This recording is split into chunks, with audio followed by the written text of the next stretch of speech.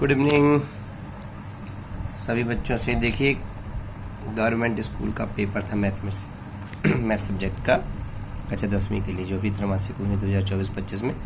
इसका हल क्या है, इसके जो क्वेश्चन हैं वो अच्छे महत्वपूर्ण हैं, तो इनका हल आपको हम बता रहे हैं। सभी विकल्प का, अति लघुत्तरीय प्रश्न का, लघुत्तरीय प्रश्न का, दीर्घोत्तरीय प्रश्न का।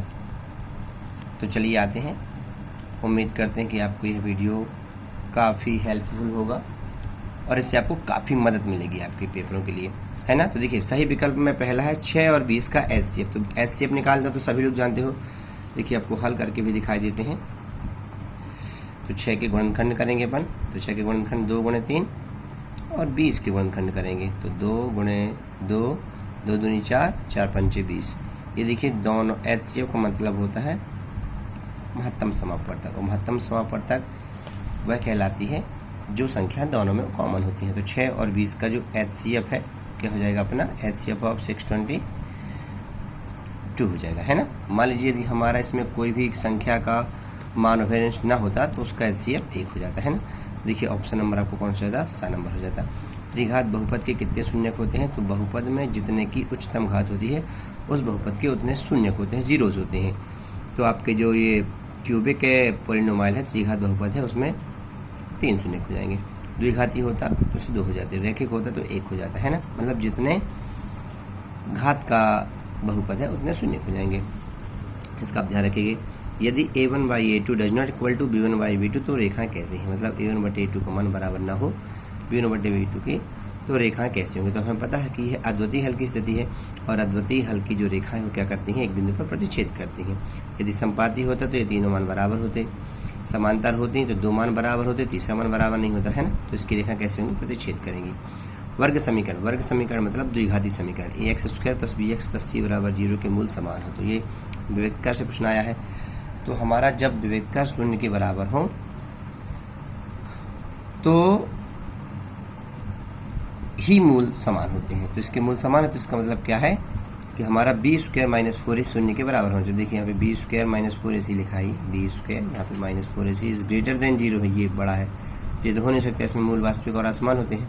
छोटा मूल वास्तविक और वास्तविक नहीं होते, मतलब काल्पनिक होते हैं। ये b² इज ग्रेटर देन 0 मतलब इसका तो कोई मान ही नहीं होता। यहाँ देखिए, b² - 4ac कैसे आया, आपको पता है कि मूल बराबर होने पर कैसा होता है हमारा, b² - 4ac = 0। हम 4ac को सेट भेज देंगे तो क्या मिल जाएगा, 4ac। ये देखिए 4ac मिल गया ना b²। तो ये मान और ये मान बराबर ही है। इसको हम ऐसा भी लिख सकते हैं √4ac। इसका एक और अगला मान हो जाएगा जब हम वर्गमूल लेंगे तो ±2√ac। यह बिंदु, यह बिंदु, यह बिंदु, यह बिंदु, ये चारों एक जैसे, मतलब इन सभी के मूल ऐसी कंडीशन में मूल कैसे हो जाते हैं, मूल समान होते हैं और वास्तविक होते हैं। चलिए अगला, एपी दी गई है 10 से 7 4 का 10वां पद क्या है। तो देखिए एपी के यहाँ प्रथम पद क्या है, 10। यहाँ पे क्या है, ए बराबर 10 है ना। टी का मान कैसे निकालेंगे, 10 7 मतलब 7 में से 10 घटा लेंगे तो क्या आ जाएगा, -3। कैसे कहता है 10वां पद मतलब a10। a10 का मान क्या होता है, a + 9d है ना। ए का मान क्या है 10 और +9 × डी का मान क्या है -3। ऐसे हल कर लेंगे तो 10 - 27 आ जाएगा, -27। 27 में 10 जाएंगे, बड़ी संख्या का चिन्ह आ जाएगा 17। तो एपी का 10वां पद क्या हो जाएगा, -17। देखिए +17 भी दिया था, हो नहीं सकता, -14 +17 दिया तो हो ही नहीं सकते। ABC में DE समानांतर BC, AD बराबर 1.5, DB बराबर 3, AE बराबर 1, तो EC का मान क्या होगा। मतलब अपना प्रश्न कहता है इन अ ट्रायंगल ये ABC है ना, ये DE, ये दोनों समानांतर हैं, DE समानांतर BC। अब AD का मान अपन को दिया है 1.5 है ना। DB का मान कितना दिया, सबसे अंतिम सेंटीमीटर में है 3। AE का मान क्या दिया है 1। इसका मान ज्ञात करने को कहता है। तो अपन को पता है जब 2 रेखाएं समांतर हो, किसी त्रिभुज में एक सरल रेखा एक भुजा की समांतर हो तो उसके अन्य 2 भुजा एक ही अनुपात में बढ़ जाती हैं। मतलब AD/DB बराबर हो जाएगा AE/EC के। मान रख दीजिए 1.5, 3, AE का मान 1, EC है तो EC। यहाँ पे 1.5 कम 1.5, 1.5 दूनी 3, 1/2 बराबर 1/EC। तो ये गुणा करेंगे, EC गुणा 1 से करेंगे तो क्या आ जाएगा, EC और 2 एकम 2 आ जाएगा, मतलब क्या आ जाएगा, इसी का मान ना 2 कहाँ दिया है, ये देखिए ये 2 आपका दिया गया है ना, सेल्स में सब जाएगा। रिक्त स्थान में क्या है आपका, फिल इन द ब्लैंक्स में √3 एक क्या है, तो √3 एक अपरमेय संख्या है। जब भी किसी अंडर रूट के अंदर आपकी कैसी संख्या मिले, अभाज्य संख्या, तो एक अपरमेय संख्या मानी जाती है। सुनिए, द्विघाती बहुपद के ग्राफ का आकार कैसा होता है, पिछले साल वार्षिक में था, द्विघाती बहुपद का आकार कैसा होता है, परवलय के आकार का होता है ना। तो x + 2y = 4 में यदि y = 2 हो तो x का मान क्या होगा, सीधे सीधे अपन को हल कर लेना है। जहाँ पे x है, सॉरी y का मान दिया है तो y का मान 2, तो जहाँ पे y है वहाँ पे 2 रख देना है। तो x + 2y = 4 लिखा है, तो x + 2 × 2 = 4, x + 4 = 4, तो अपना जाएगा x = -4, x = 4 - 4 ये, तो x के बराबर अपना क्या हो जाएगा, 0 आ जाएगा। कोई दिक्कत ही नहीं है इसमें, आपसे बनता ही होगा। 3x² - 2x + 1/3 = 0 का विवेक कर क्या है। अब विवेक कर का मान अपन को पता है क्या होता है, d = b² - 4ac। b का मान क्या है अपना विवेक कर में, देख लेते हैं विवेक कर में। a का मान 3 है, b का मान -2 है, c का मान 1/3 है। तो क्या हो जाएगा यहाँ पे, -2 का स्क्वायर -4 × 3 है ना, a का मान 3 था और c का मान भी 1/3। देखिए 3 से 3 हम काट सकते हैं। -2 का वर्ग क्या आ जाएगा, +4। कभी भी माइनस संख्या का वर्ग माइनस में नहीं आता, क्योंकि माइनस माइनस का गुणा प्लस हो जाएगा। यहाँ पे क्या बचा, -4, तो माइनस से माइनस प्लस माइनस होता है, +4 - 4 शून्य हो जाएगा। तो विवेक का मान क्या आ गया अपना, शून्य हो गया। अगर कहता कि इसके मूल कैसे होंगे, इसके मूल कैसे हो जाएंगे, वास्तविक और समान हो जाएंगे। समांतर श्रेणी के किसी पद का उसके पूर्ववर्ती पद में अंतर क्या कहलाता है। तो पद का मतलब होता है, देखो पूर्ववर्ती मतलब पहले वाला, तो जब हम दूसरे पद में पहला पद घटाते हैं तो अपन को पता है इस मान को क्या कहते हैं, सार्व अंतर कहते हैं। तो उसको क्या कहेंगे अपन, सार्व अंतर कहेंगे, ठीक है। समरूप त्रिभुज के संगत कोण कैसे होते हैं, तो समरूप त्रिभुजों के संगत कोण कैसे होते हैं, बराबर होते हैं। यदि भुजाएं पूछता तो भुजाएं कैसी होती हैं, भुजाएं समानुपात में होती है। 15 और 20 का एलसीएम, 15 20 का एलसीएम आप निकाल लोगे किसी भी तरीके से। ये भाग बुद्धि है, 2 से काटिए 15, 10 2 से काटिए 15, 5 3 से काटिए 5 5 5 से काटिए 1 1 5 3 15, 2 30 2 60। ये सही जोड़ी में जहाँ भी 60 लिखा हो आपको वो आंसर हो जाएगा। एलसीएम देखिए इसमें कहीं दिया नहीं है, आपकी इन सही जोड़ियों में 60 नहीं दिया है, तो मतलब ये है आपकी सही जोड़ी का मान 60 दिया नहीं है, तो अपना लेकिन आंसर क्या आ रहा है, 60 आ रहा है। तो इसका एलसीएम क्या हो जाएगा, लेकिन 60 ही आ जाएगा। हो गया, कहीं स्टूडेंट हो गया होगा। द्विघात बहुपद में चर की अधिकतम घात। अब द्विघात बहुपद में चर की अधिकतम घात आपको पता है, द्विघात का है तो अधिकतम घात कितनी हो जाएगी, 2 ही हो जाएगी। तो इसका क्या हो जाएगा, ये हो जाएगा। इसका सही जोड़ी का मान 2। ax + by = c का आलेख। अब ये एक सरल रेखा है, सरल रेखी मतलब रेखी बहुपद है, और रेखी बहुपद का आलेख कैसा होता है, सरल रेखा होता है। द्विघाती बहुपद का कैसा होता है, परवलयाकार होता है। तो इसका क्या हो जाएगा, सरल रेखा में हो जाएगा। काल्पनिक मूल मतलब काल्पनिक मूल की स्थिति बताना है, तो काल्पनिक मूल में हमारा d 0 से छोटा होता है, d < 0 है ना। प्रथम पद a एवं सार्वंतर d वाली AP के n पदों का योग, मतलब आपको SN का सूत्र लिखना है योग वाला। तो ये n/, देखिए 1 लिखा है तो ये गलत है, यहाँ पे कर लीजिएंगे n/2 2a + n - 1 × d। आपसे बनता होगा, ये सूत्र है योगफल का, n पदों के योगफल का। फिर त्रिभुज समरूप होते हैं। अब आपको बताना कौन से त्रिभुज समरूप होते हैं। तो ये देखिए आपको पता है कि समबाहु त्रिभुज समरूप होते हैं, ये समबाहु आपका आंसर हो जाएगा, है ना। कुछ जोड़ियाँ ऐसी दी जाती हैं जो किसी की नहीं होती, जैसे ये nवें पद का सूत्र था, a + n - 1 × d, है ना। तो ये किसी का आंसर नहीं होगा। एक वाक्य में उत्तर में आते हैं 156 के अभाज्य गुणनखंडन। तो आप जानते हो 156 के अभाज्य गुणनखंडन अपन कर लेंगे। 1 5 6 = 2 से काटा 78 आया, फिर 2 से काटा तो क्या 39 आया, 3 से काटा फिर 39, ये 13 39 2 78 2 156, ऐसे कर लेंगे बस। ये अभाज्य गुणनखंडन कहलाता है। द्विघात बहुपद x² + 7x + 10 के शून्यकों का योग। तो शून्यकों का योग अपन को पता है क्या होता है, -b/a। तो a का मान 1 है, b का मान है 7 और c का मान है 10। तो इस शून्यकों के योगफल क्या हो जाएगा, -7/1। गुणनफल पूछता तो 10/1। अब 1 को लिखा नहीं जाता, मतलब योगफल क्या आ जाएगा, -7, और गुणनफल क्या हो जाएगा, 10 हो जाएगा अपना। डायरेक्ट इसको निकालने की आवश्यकता नहीं है, चलिए, दो चर x और y वाले रैखिक समीकरण का मानक रूप। दो चर हो मानक समीकरण का मानो तो हमने आपको बताया था ax plus by plus c बराबर 0। देखिए इसमें क्या है, दो चर कौन कौन है, x और y दो चर है। चाहे इसको लिख दीजिए अथवा इसको क्या बताया गया है, ax प्लस by बराबर c। ये दो चर वाले रैखिक समीकरण का मानक रूप है। यदि युग्म पूछता है तो a1x plus b1y plus c1 बराबर 0 और a2x plus b2y plus c2 बराबर 0, है ना। ये लेकिन मानक रूप सिर्फ सरल रेखीय समीकरण का पूछा गया, ना कि युग्म का। चलते हैं अगला में, यदि किसी वर्ग समीकरण का विभक्त कर धनात्मक पूर्ण संख्या हो तो उसके मूल कैसे होते हैं। देखिए वर्ग समीकरण का मतलब होता है द्विघाती समीकरण, है ना। तो जब किसी वर्ग समीकरण का विभक्त कर का मान आपको पता है, जब धनात्मक का मतलब है किसी धन की संख्या ना, प्लस की संख्या ना, तो उसके मूल कैसे हो जाएंगे हमारे, वास्तविक एवं असमान। यदि शून्य होता तो वास्तविक एवं समान, यदि माइनस की संख्या होती तो वास्तविक एवं वास्तविक मूल नहीं होते, सॉरी। AP 3/2 1/2 माइनस 1/2 माइनस 3/2 के लिए प्रथम पद सार्वधातुक, तो प्रथम पद मतलब पहली संख्या होती है तो क्या हो जाएगा 3/2, सार्वधातुक 1/2 में 3/2 घटा लेंगे अपन, ऐसे घटा लेंगे।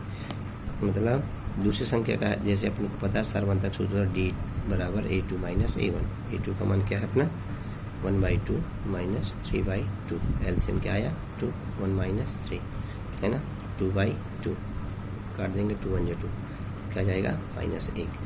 तो डी का मान -1 है और ए का मान प्रथम पद मतलब 3/2 और सार्वधातुक -1 है। समरूप आकृतियाँ किसे कहते हैं, तो समूह में स्थित वे सभी आकृतियाँ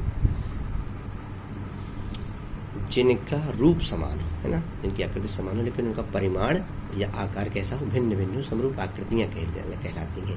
और आकृतियों के इस गुण को समरूपता कहते हैं, सही है ना। और यदि सर्वांग समता कहा जाए तो सर्वांग सम कहलाती हैं वे आकृतियाँ जिनकी आकृति भी समान हो और माप भी समान हो, वो कहलाती है सर्वांग समाकृति। और आकृतियों के इस गुण को क्या कहते हैं, सर्वांग समता कहते हैं, है ना। ये आपसे समरूप आकृतियाँ पूछा गया था।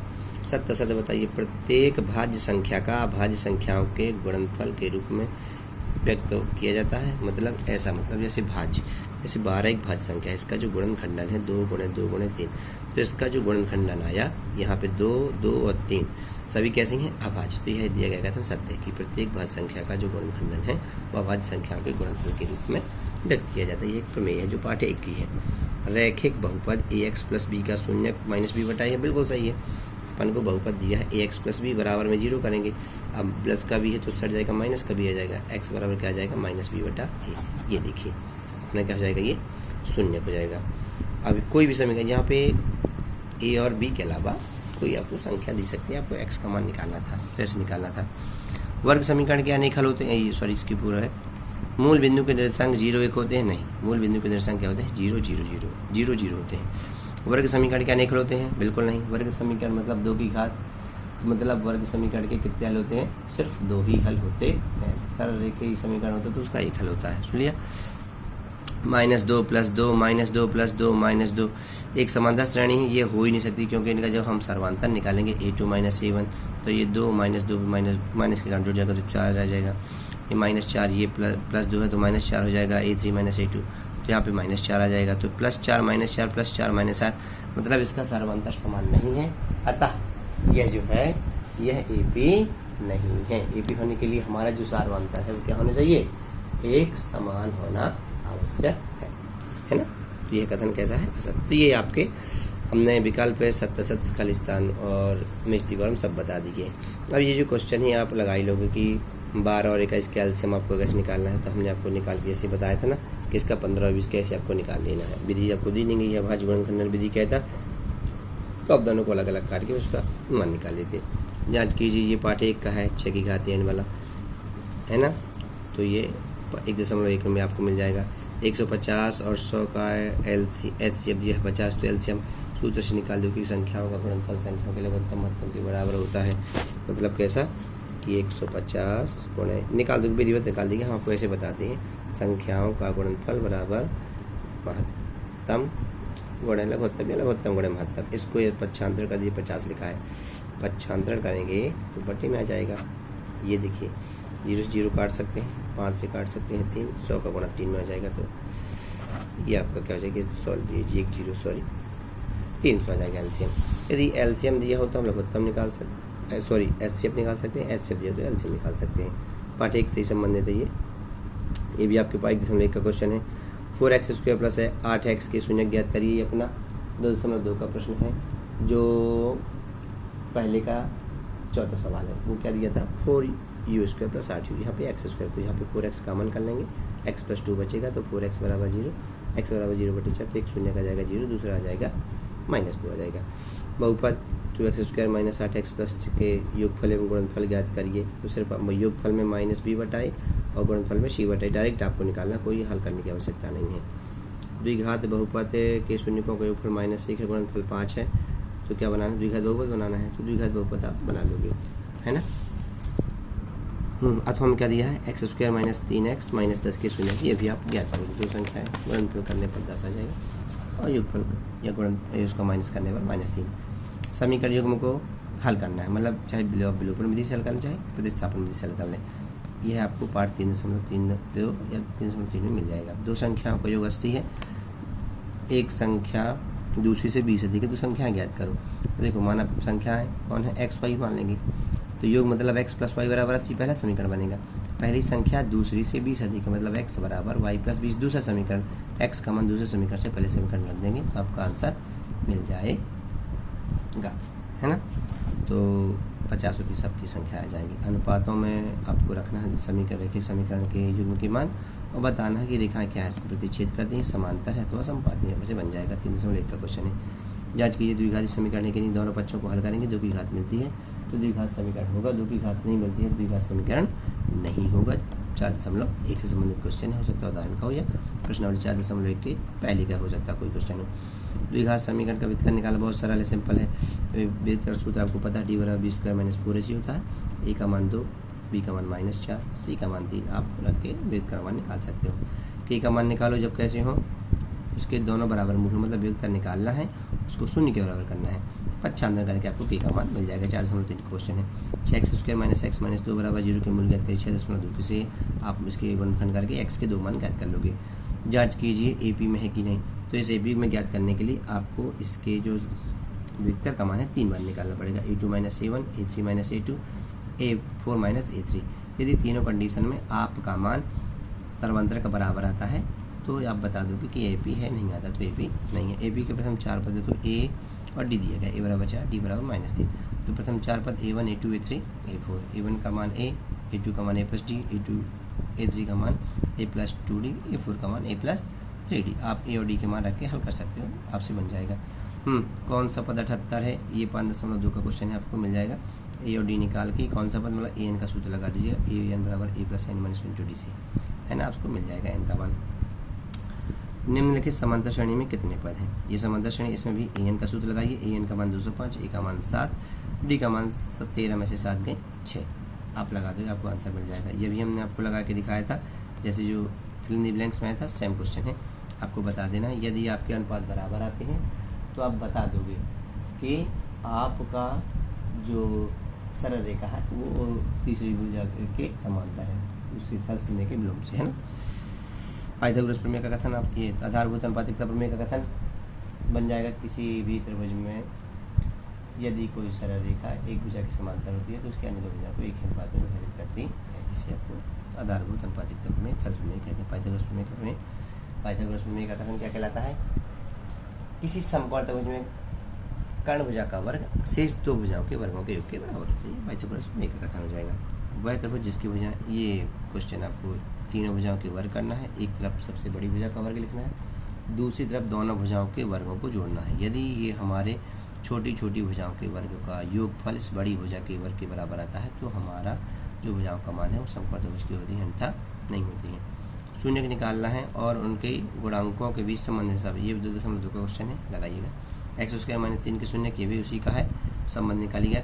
√2x² प्लस 7x प्लस 5√2 के मूल ज्ञात करिए, 4.2 का पहले का तीसरा क्वेश्चन है, लगाइएगा। ये भी 4.2 का क्वेश्चन है आपका 365 वाला। समांतर श्रेणी का 31 पद, ये 5.2 का क्वेश्चन है ना।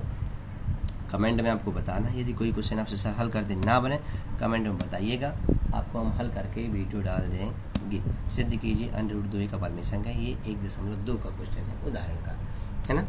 तो आप बताइएगा यदि किसी क्वेश्चन में आपको दिक्कत होती है कि हम सर ये बिल्कुल नहीं बनता, हमें समझ में नहीं आता, समझा दीजिए, हम बिल्कुल समझा देंगे। इसके लिए आपको कमेंट करना पड़ेगा और वीडियो को ज़्यादा से ज़्यादा लाइक करिए, शेयर करिए और चैनल को सब्सक्राइब करना बिल्कुल भी ना भूलिए। अभाज्य गुणनखंड विधि वाला 96,404 का एचसीएफ ज्ञात करिए। अभाज्य गुणनखंड विधि जैसे हमने वहाँ काटा था ना आपका 156, वो कहलाती है।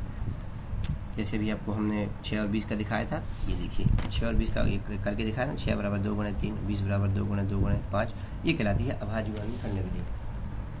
तो आप करिएगा, आपसे आती होगी 96,400, ये उदाहरण का क्वेश्चन है पार्ट 1 के। विलोपन विधि आप जानते होंगे, 3x + 4y = 10, 2x - 2y = 4। विलोपन विधि से हल करना है, बन जाएगा आपसे। तो ये बाकी क्वेश्चन आप हल करिएगा। यदि किसी क्वेश्चन में दिक्कत हो तो आप हमको कमेंट करके गणपतये नमो नमः श्री सिद्धि विनायक